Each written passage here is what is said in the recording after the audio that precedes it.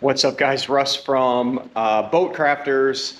It's no longer Backyard Boatworks. So if you don't follow me on Instagram and you only follow me on YouTube, then you might not know that I started to transition away from the Backyard Boatworks branding, only because so much has changed in the past couple of years. The Backyard Boatworks really didn't fit my brand anymore. I started to take on more high-end jobs, high-end clients.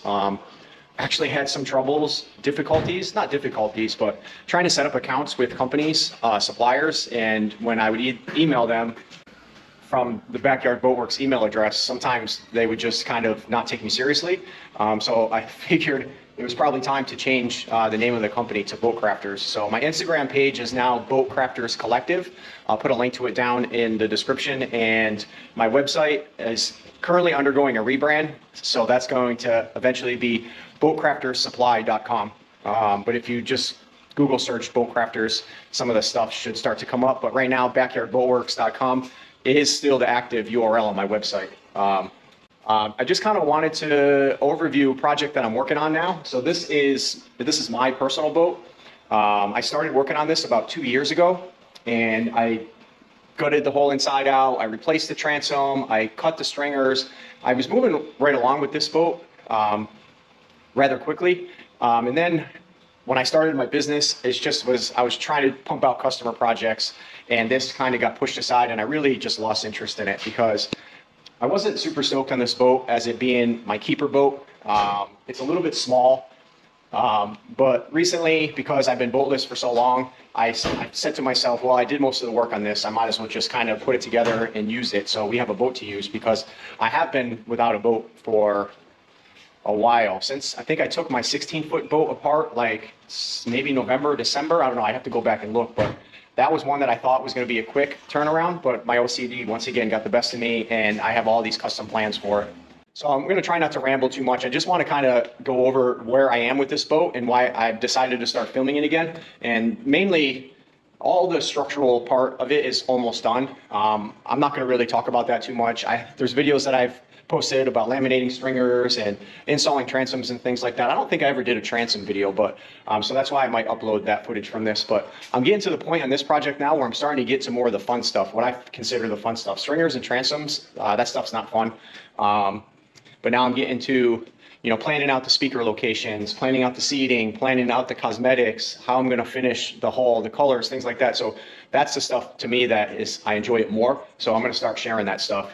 So give you a quick little rundown on where I'm at now with this and where I'm heading in the next couple weeks. So like I mentioned, I did replace the transom. So this whole back section is all new. It's 2 pieces of 3/4 inch Coosa that were glued together, and then it was laminated outside the boat on a flat table, and then I bonded it to the original transom, and then took and glass tabbed it in. So there's tabbing all along the bottom, tabbing up the sides, tabbing across the top. I think I put 4 or 5 layers of 1708 on the inside. And then there was a couple layers of chop strand mat behind it just to create a nice bond to the original transom. So that's all in, that's all ready to go. Last weekend, so I had these stringers cut in my shop for 2 years. They were just sitting here. So I probably wouldn't have used Coosa for the stringers. I tend to use this 1.5 inch foam now for stringers. So this is a 6-pound density polyurethane foam. So I tend to use this more now for stringers. It's more cost effective. Like I said, this is a 6-pound density, 2.5 inch. So the thing with Coosa is Coosa's 25 or 28-pound density, and when you're building stringers, you don't really need compression strength on the stringers, because once it's glassed, the material itself just kind of becomes a mold. All your structural strength comes from the glass lamination. It doesn't necessarily come from the coring itself. So you could build stringers out of 2 or 3 pound density foam, and as long as your glass lamination is adequate, it doesn't really matter what material you're using. You could use plywood as well. Plywood obviously has a lot higher compression strength than Coosa, but if you're trying to keep it all lightweight and composite, using the foam is the lightest weight, and even the Coosa is probably only about 30 to 40% lighter than plywood, so you're not gaining a ton of weight savings by going with Coosa as opposed to plywood. But when you go from Coosa to foam like this, you save quite a bit of weight. So typically I would use this, but I already had cut the pieces, so I just tabbed them all in.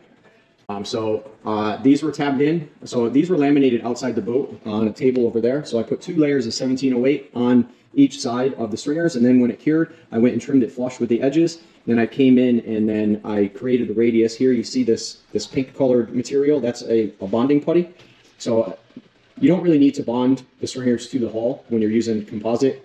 But I created the radius, so you want to make it so that there's a radius at the bottom so that the 1708 can bend. If there was no putty there at the bottom, it would be a sharp 90 degree, and you're going to get an air void underneath where the 1708 just doesn't want to do this bend. So added about a 1-inch fillet on this side, that side, all the way around, up the transom knees, and then I came in and put 2 layers of 1708. So my first layer was a 10-inch layer, then my second layer was an 8-inch layer. I was going to do a third layer, but this is a small boat.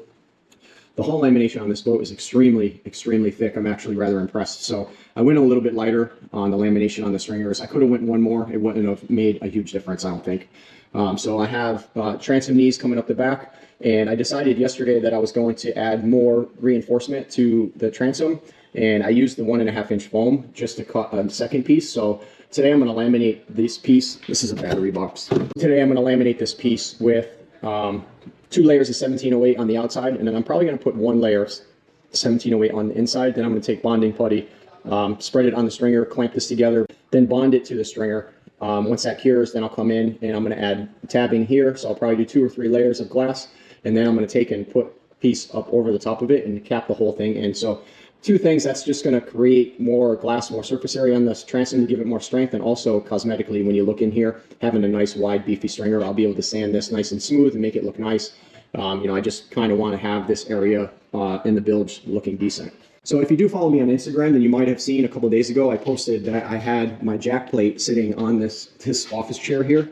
So this is a 10-inch Bob's jack plate that I picked up used on Marketplace. I got a really great deal on that. This thing's like brand new. But I only paid like $350 for it, which is a great deal. So my buddy Nick came over and we set the jack plate on here, and we measured the shaft of my engine, which I'm using a 25-inch shaft, which on a boat like this, you'd be surprised. You'd think it would be a 20-inch, but if you look at the dead rise on this boat, it has a very aggressive dead rise. I wish this boat had a pad on it so I could probably get a little bit more top-end speed. Unfortunately, these Donzi boats, after they get over 60, 65 miles an hour, they get a really aggressive chine walk. So I won't be setting any speed records with this boat, and that was one of the reasons why I just really wasn't in love with this boat, because I wasn't motivated to flip it upside down and add a pad to the bottom. But at the end of the day, I like speed boats, but you know, I'm getting old and responsible, and going super fast on the water is one thing that I tend to not do as much anymore. And my girlfriend, she certainly will not let me go probably much over 45 or 50. I mean, even 50 in a boat this size is going to feel like 100. So when we had the jack plate up here mocked up to where it really needed to be, I had some clearance issues, or we could foresee some clearance issues, because you can see this cap has a little lip that comes out like that. So the lip was hanging over the front edge of the jack plate, maybe like 1.5 inches, 2 inches. And I need about 8 inches of clearance between the mounting plate and the engine for all the steering rigging to clear. So having the jack plate is nice because I'd be able to lift it up and then tilt it. But I think with the jack plate all the way up, I was only going to be able to get a little bit of tilt because it was going to hit this part of the boat. So I decided to cut this out here. And this, you know, like I said, this had a lip that came like this outward. So by cutting this off, it freed up about 1.5 inches of clearance here, so I'll have a lot more room. And now that I cut this back, this is kind of where the Sea Star steering and my rigging is going to go, because this is going to be flat. So I made a mold over here. I'll show you real quick. So I made this MDF mold on the CNC machine yesterday, and I put putty on it here just to fill in the seams. So today I would need to sand this. So this piece will be laminated on the opposite side.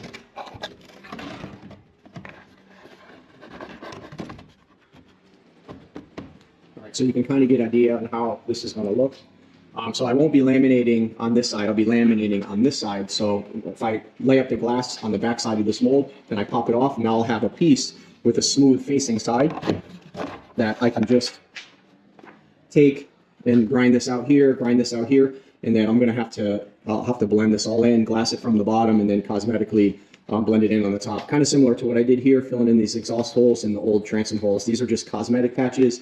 So now I'm going to have a little splash well, and then the rigging will come out of the port side of the engine. It'll go like this, it'll turn, and then it'll go straight into here, and then the rigging will go up the side of the boat to the controls on that side. So I'm probably going to add a spacer plate here. So I'm going to add, you can see I have it kind of marked out right here. I'm going to add a 3/4 inch piece that goes underneath the jack plate. And with the lamination, it'll probably be close to an inch, maybe a little bit over an inch. And that's going to set the jack plate back just a little bit more. So I just want to give myself a little bit more clearance on the transom so I don't run into any issues. But I also don't want to push the motor back too far, because clearly this boat wasn't set up to have a bracket, and then when you start to set the weight of the motor back farther, then you're going to run into running issues, porpoising issues. So unless I get really large trim tabs that come out like this to make the boat act like it's like a 19 or 20 foot, I have to be careful on how everything's going to run. And then I need to try to balance the weight inside to compensate for moving the mass of the weight towards the back. So I shifted the center of the gravity of the boat so far back. I'm really not sure how the boat's going to ride with the outboard hanging over the back, but we could always make corrections and adjustments to it by adding some ballast to the front and trim tabs, or a combination of the two, to kind of try to settle the boat a little bit better. So Donzi did make an outboard version of this boat, but the outboard versions were very, very rare. So this isn't a Donzi, this is a 4-wind. So 4-winds knock off the Sweet 16 hull. It'd be really hard to tell the difference between the two. You can cosmetically tell the difference between a Sweet 16 and this boat. The lines on this one are a little bit different, but the ones that had the outboards had the engines mounted directly to the transom, so there was no setback. And there was a very large splash well here to create the clearance for the trim and the rigging and all that. So by going back about 10 inches, I think I'm going to be okay. Again, if I move the gas tank forward, and maybe if I move the battery forward, and then when you have the driver and the passenger, we're going to start to adjust the center of gravity more forward. So we might rig it up and then take it, before I put the deck in, just get it rigged up and take it out and run it and see how it runs before, I finalize all this stuff underneath the deck. So another big part of this project was the seating in the back. So this boat had a large bench seat that went kind of across even with that bulkhead. So with the seats in the front and the bench seat here, and then obviously it had a 305 or 350. I'm not really sure. I think it had a Volvo 350. This took up the majority of the boat. So when I did the transom work, I decided when I cut the bench seat out, I cut out about 18 inches of the glass here, and I moved the bench seat as far back as I could to this point. But after going through, mocking up the bracket and everything, I think I decided, at the suggestion of my friend Nick, that I'm going to cut the rest of this out. So I'm probably going to cut this right here and then go straight across, and I'm going to move the bench seat all the way to the back. So that would put the seating kind of in this area right here. So that opens up a ton of space inside the boat, which it didn't have before. So doing the outboard freed up a lot of interior deck space, and by moving the bench seat back, it's going to make the boat a lot more usable, a lot more comfortable. All right, so today's Saturday. What's on the agenda for today? So I'm going to try to start sharing a little bit of stuff that's going on in the shop. The agenda for this boat today is to probably get the pieces, those knee braces for the transom laminated. They should dry really quick. Maybe I can get them bonded in. I'm going to try to get this mold sanded and smoothed out, and then I have to shoot some polyester primer on it, just some surfacing primer, similar to Duratec. But I use an automotive 2K polyester primer that's a lot cheaper than Duratec, and it pretty much does the same thing. So I'm going to get this smooth, shoot a bunch of high build primer on it, sand it a little bit, probably sand it to like a 320 finish or 120 finish, and then when I pull it off, I'll be able to do the final, the final finishing. But once I pull that off, there'll be a nice smooth finish, so I won't have to do a bunch of sanding and fairing in this issue once that's on. Then I'm going to have to move to getting the centerpiece fixed, and then getting the transom all finished so that we can get this rigged up and we can get it in the water, and then I can start to focus on getting the deck sorted out. So I also have this big CNC project that I have to do. Have to make a custom 48 by 24 hatch for a customer. I believe he's in the Northeast, maybe in Maine. I think he's building a lobster boat or something. So I need to get the CNC machine all cleaned out, get some fresh pieces on here.